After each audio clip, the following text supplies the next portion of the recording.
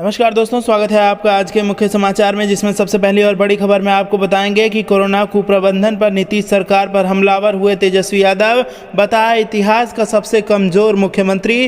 दूसरी बड़ी खबर में जिक्र होगा कि बिहार में कोरोना संकट और वैक्सीन का क्या है हाल, पटना हाईकोर्ट ने नीतीश सरकार से मांगी डिटेल रिपोर्ट। और तीसरी बड़ी खबर में आपको बताएंगे कि बिहार में कोरोना बेकाबू, दूसरी बार मिले 15,000 से ज़्यादा मामले। दोस्तों, हर एक खबर की गहराई में आपको ले जाएंगे, लेकिन उससे पहले अगर आपको भी ऐसा लगता है कि सरकार द्वारा उठाए गए कदम काफ़ी नहीं है, तो आप अभी इस वीडियो को लाइक कीजिए और इस लाल बटन को दबा के चैनल को फ्री में सब्सक्राइब करके घंटी बजाकर कमेंट में आप हमें अपने इलाके के स्थिति के बारे में बताइए। दोस्तों, रुक करते हैं तमाम बड़ी खबरों की तरफ। कोरोना कुप्रबंधन पर नीतीश सरकार पर हमलावर हुए तेजस्वी यादव, बताया इतिहास का सबसे कमजोर सीएम। जी हां दोस्तों, बिहार में कोरोना की दूसरी लहर की वजह से हर दिन रिकॉर्ड मामले दर्ज किए जा रहे हैं। राज्य में स्वास्थ्य व्यवस्था भी लगातार खराब होती जा रही है। इस बीच आरजेडी के नेता तेजस्वी यादव ने नीतीश सरकार पर हमला बोल दिया है। उन्होंने कहा है कि सरकार पूरी तरह से विफल हो रही है। सरकार की विफलता को लेकर तंज कसते हुए उन्होंने कहा कि बिहार से एनडीए के 40 में से 39 लोकसभा सांसद, 9 राज्यसभा सांसद और 5 केंद्रीय मंत्री हैं। 16 वर्षों से एनडीए के सीएम नीतीश कुमार और दो उप मुख्यमंत्री हैं। इसके बाद भी बिहार वैक्सीन, ऑक्सीजन और बेड की उपलब्धता में देश में सबसे निचले पायदान पर है। ये सरकार की विफलता को दर्शाता है। केंद्र सरकार पर निशाना साधते हुए उन्होंने कहा कि विगत 3 से 4 वर्षों में आपदा विपदा जैसी चमकी बुखार, बाढ़, सूखा, जल जमाव, प्रवासी श्रमिकों के पलायन, कोरोना इत्यादि में बिहार को कभी भी केंद्र सरकार का सकारात्मक सहयोग नहीं मिला है। बिहार वासियों ने लोकसभा चुनाव में एनडीए को प्रचंड बहुमत दिया था, लेकिन केंद्र सरकार की पक्षपाती नीतियों, निर्णयों और सौतेले व्यवहार से ऐसा प्रतीत होता है मानो केंद्र सरकार बिहार को देश का अभिन्न अंग नहीं मानती है। जनसंख्या व क्षेत्रफल के साथ साथ गरीबी, बेरोजगारी, पलायन और कोरोना संक्रमण दर इत्यादि में बिहार देश के अव्वल प्रदेशों में है, लेकिन इसके बाद भी बिहार को उस अनुपात में केंद्र से सहयोग नहीं मिल रहा है। राज्य सरकार पर हमला बोलते हुए उन्होंने कहा कि वो इसके लिए नीतीश सरकार को दोषी मानते हैं। उन्होंने कभी भी किसी भी बैठक में बिहार के लिए हक नहीं मांगा है। बाकी के प्रदेश संसाधनों की कमी की बात केंद्र से खुलकर रख रहे हैं, लेकिन इसके बाद भी मुख्यमंत्री नीतीश कुमार केंद्र के सामने कोई भी बात रखते हैं। वो बिहार के इतिहास के सबसे कमजोर मुख्यमंत्री हैं। उन्होंने आगे कहा कि मुख्यमंत्री इस समय मौत और जांच के आंकड़े को कम करने में व्यस्त हैं। उन्होंने राज्य को भगवान के भरोसे छोड़ दिया है। इसके अलावा वो अब कोर्ट को भी गुमराह करने की कोशिश कर रहे हैं। उन्होंने राज्य के लिए विशेष राज्य का भी दर्जा नहीं मांगा। रुख करते हैं अगली खबर की तरफ। बिहार में कोरोना संकट और वैक्सीनेशन का क्या है हाल, पटना हाईकोर्ट ने नीतीश सरकार से मांगी डिटेल रिपोर्ट। जी हां दोस्तों, पटना हाईकोर्ट ने बिहार के मुख्य सचिव से शुक्रवार को सुबह 10 बजे तक यह बताने को कहा है कि सूबे में कितने लोगों को कोरोना वैक्सीन का पहला डोज और कितने लोगों को दूसरा डोज अब तक लग चुका है। अभी कितने लोगों को कोरोना वैक्सीन दी जानी है, सरकार के पास कितनी वैक्सीन अभी उपलब्ध है और राज्य के सभी लोगों को कोरोना की वैक्सीन देने के लिए कितने डोज की जरूरत है। मुख्य न्यायाधीश संजय करोल और न्यायाधीश एस कुमार के खंडपीठ ने शिवानी कौशिक द्वारा दायर लोकहित याचिकाओं पर सुनवाई करते हुए यह निर्देश दिया। कोर्ट ने बिहार सरकार के क्राइसिस मैनेजमेंट ग्रुप और उसके कार्यों के बारे में विस्तृत जानकारी भी उपलब्ध कराने का निर्देश मुख्य सचिव को दिया है। खंडपीठ ने सरकार से जानकारी मांगी है कि राज्य में लिक्विड ऑक्सीजन की आपूर्ति के लिए पर्याप्त टैंकर काम कर रहे हैं या नहीं। जितने भी टैंकर अभी कार्यरत हैं, उन सब के बारे में विस्तृत रिपोर्ट भी कोर्ट ने मांगा है। कोर्ट ने कहा कि कोरोना से निपटने में तैनात किसी भी अफसर को वीडियो लिंक के माध्यम से कोर्ट के समक्ष पेश होने की जरूरत अभी नहीं है। अभी सभी अधिकारी अपना काम करते रहें और हाईकोर्ट के सामने अद्यतन व सही आंकड़े पेश करते रहें। खंडपीठ ने राज्य सरकार और नगर निगम सहित राज्य प्रदूषण नियंत्रण बोर्ड से इस बात की भी जानकारी मांगी है कि इस्तेमाल हुई पीपीई किट को किस प्रकार से डिस्पोज किया जा रहा है, ताकि उससे संक्रमण न फैल सके। खंडपीठ ने सरकार को कहा कि इन सभी बातों की जानकारी कोर्ट को बिना एफिडेविट के भी उपलब्ध कराई जा सकती है।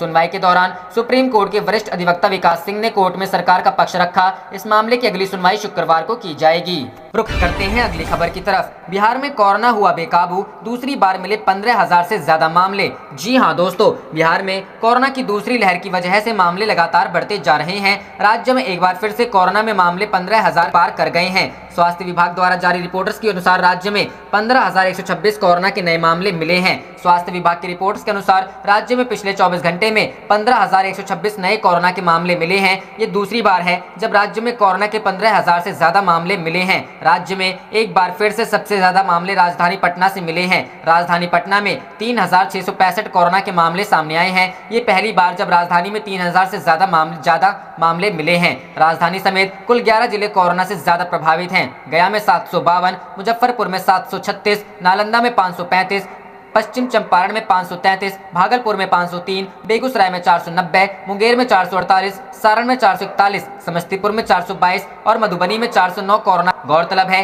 कि बिहार में कोरोना के बढ़ते हुए मामलों के बीच मुख्यमंत्री नीतीश कुमार ने 15 मई तक लॉकडाउन लगाने का फैसला किया है। इसके अलावा गरीबों के लिए राज्य सरकार ने कम्युनिटी किचन खोल दिए हैं। ये कम्युनिटी किचन 15 मई तक चलेंगे। इसके बाद अगर लॉकडाउन बढ़ाया जाता है तो कम्युनिटी किचन को भी और समय के लिए खोला जाएगा। करते हैं अगली खबर की तरफ।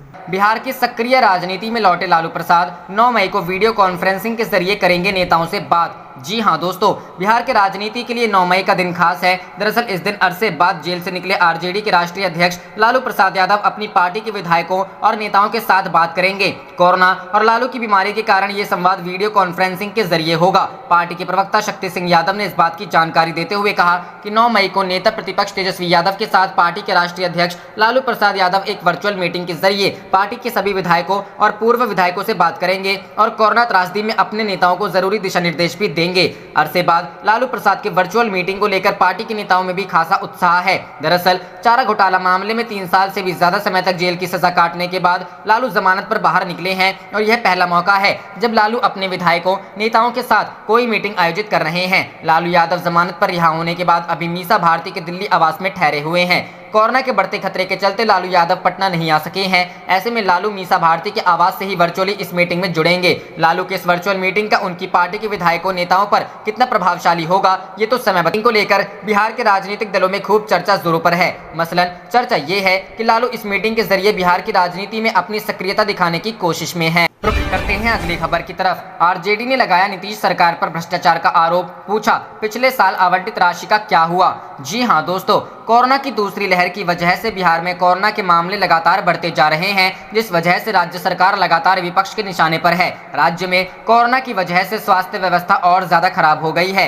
इसी बीच नेता प्रतिपक्ष तेजस्वी यादव ने नीतीश सरकार पर भ्रष्टाचार का आरोप लगाया है। राज्य में कोरोना बढ़ते हुए संक्रमण पर बोलते हुए उन्होंने कहा कि महामारी में जरूरतमंदों की सहायता करने की बजाय नीतीश सरकार का ध्यान संसाधनों की संपूर्ण लूट पर केंद्रित है। विगत वर्ष भी विधान पार्षद व विधायकों की आवंटित राशि से सैकड़ों करोड़ निकालकर उसे भ्रष्टाचार की भेंट चढ़ा दिया गया था। अभी तक सरकार ने नहीं बताया कि उस धनराशि का कहां सकारात्मक उपयोग किया गया। सबको पता है कि विगत वर्ष बिहार में कोरोना जांच किट, आइसोलेशन और क्वारंटाइन सेंटर के नाम पर कैसे लूट हुई। उन्होंने आगे कहा कि महामारी के 1 वर्ष बाद कथित तौर पर हजारों करोड़ खर्च करने के बावजूद भी बिहार सरकार राज्यवासियों को बुनियादी स्वास्थ्य सेवा और इलाज उपलब्ध नहीं करा पाई है। सरकार अभी तक नहीं बता पाई है कि उसने ये पैसे कहां खर्च किए हैं। बता दें कि राज्य में कोरोना के मामले लगातार बढ़ते जा रहे हैं। पिछले 24 घंटे में प्रदेश में कोरोना संक्रमण के 14,836 नए मामले सामने आए हैं। मंगलवार को राज्य में कोरोना के 14,794 मामले सामने आए थे, जो आंकड़ा आज बुधवार को बढ़कर 14,836 हो गए हैं। एक बार फिर राजधानी पटना में ही सर्वाधिक संक्रमण के मामले सामने आए हैं। पटना में बीते 24 घंटे में कोरोना संक्रमण के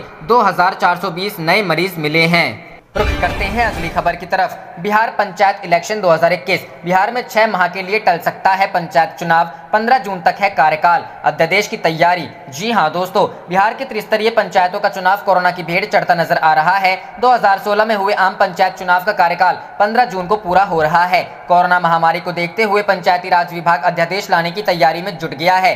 जनप्रतिनिधियों के कार्यकाल समाप्त होते ही त्रिस्तरीय पंचायतों के संचालन का कार्य अधिकारियों को सौंप दिया जाएगा। विकास योजनाओं की तकनीकी और प्रशासनिक स्वीकृति का अधिकार बीडीओ, डीडीसी और डीएम को सौंपने का मसौदा पंचायती राज विभाग तैयार कर रहा है। मंत्रिपरिषद की मंजूरी मिलने के बाद जनप्रतिनिधियों के अधिकार अधिकारियों को मिल जाएंगे। इधर राज्य सरकार अध्यादेश लाने की तैयारी है, तो 15 जून से पहले त्रिस्तरीय पंचायतों का चुनाव असंभव देखते हुए राज्य निर्वाचन आयोग चुनाव कराने के निर्णय को ठंडे बस्ते में डाल दिया गया है।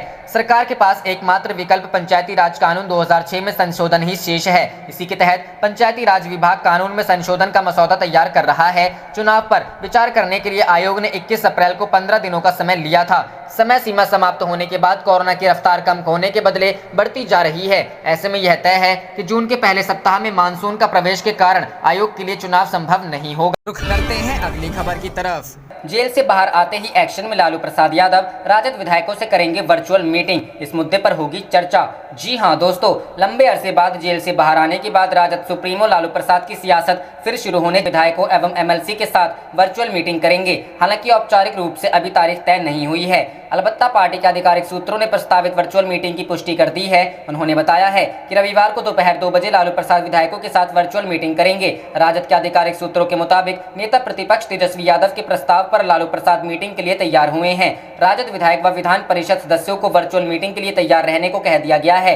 जानकारों के मुताबिक Rajad supremo Lalu Prasad virtual meeting में अपने विधायकों को कोरोना काल में अपने विधायकों को जनता के बीच रहकर उनकी सेवा करने के लिए प्रेरित करेंगे। साथ ही सूत्रों का कहना है कि वे अपने विधायकों से उनके क्षेत्रों में कोरोना की स्थिति से जुड़ा फीडबैक भी ले सकते हैं। विधायकों को इस संबंध में बता दिया गया है।